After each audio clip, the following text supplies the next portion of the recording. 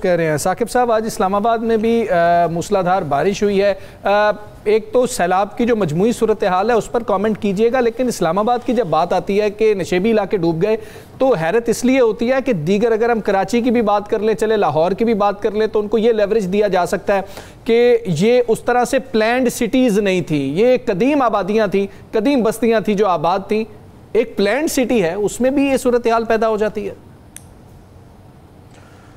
بالکل حمزہ، ایک تو میں رانا صاحب کی بات کو تھوڑا سا آگے بڑھاؤں گا کہ جہاں پہ الیکشن کمپین پہ اور ضمنی الیکشنز پہ جو ہے وہ کعبے اڑائے جا رہے ہیں اور وہ پیسہ ایکچولی سیلاب زدگان یا متاثرہ جو لوگ ہیں ان تک پہنچنا چاہیے.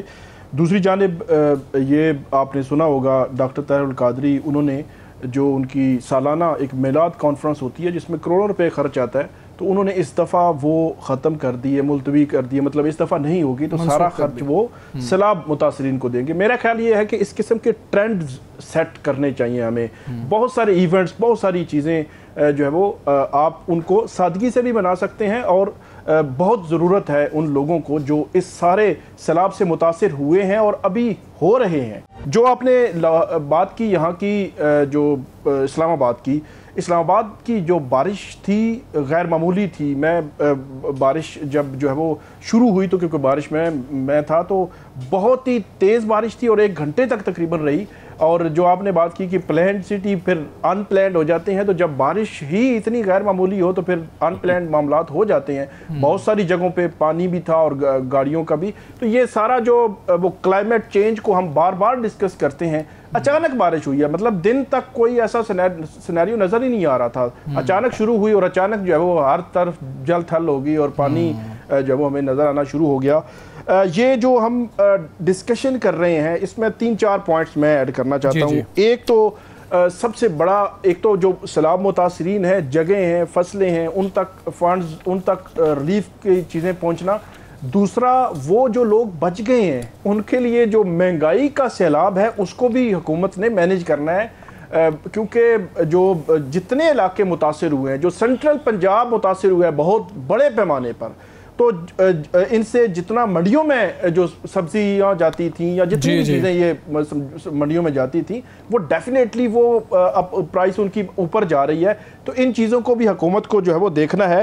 اس کے علاوہ جو دوسری امپورٹنٹ بات ہے وہ ہے لوگوں کی سیلف ریسپیکٹ. اس دن بھی ہم نے بات کی تھی، ابھی بھی جھنگ اور چنیوٹ وہاں پہ بات ہوئی مختلف علاقوں سے میں، تو وہاں لوگ یہ کہہ رہے ہیں کہ حکومت ایک مخصوص جگہ پہ وہ آتے ہیں، فوٹو سیشن اور چلے جاتے ہیں.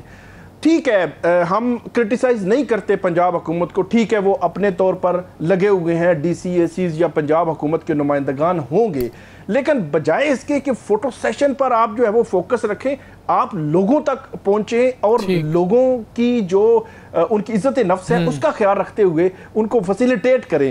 خواتین کے حوالے سے بہت بڑا ایک آ رہا تھا کہ آپ نے خواتین کو بھی مختلف ریلیف کیمپس ہیں ان جگہوں پہ بھیجا ہے. تو یہ بڑی چھوٹی چھوٹی چیزیں ہیں، ان کو دیکھنے کی اور ان کو ایڈریس کرنے کی ضرورت ہے. آخری بات، خواجہ محمد آصف صاحب وفاقی وزیر ہیں. مجھے حیرانگی ہوتی ہے کہ رات کے 2 بجے بھی ان کے ایکس اکاؤنٹ کھلا ہوتا ہے اور وہ ڈائریکٹ اٹیک کر رہے ہوتے ہیں اپوزیشن پر یا پی ٹی آئی پر.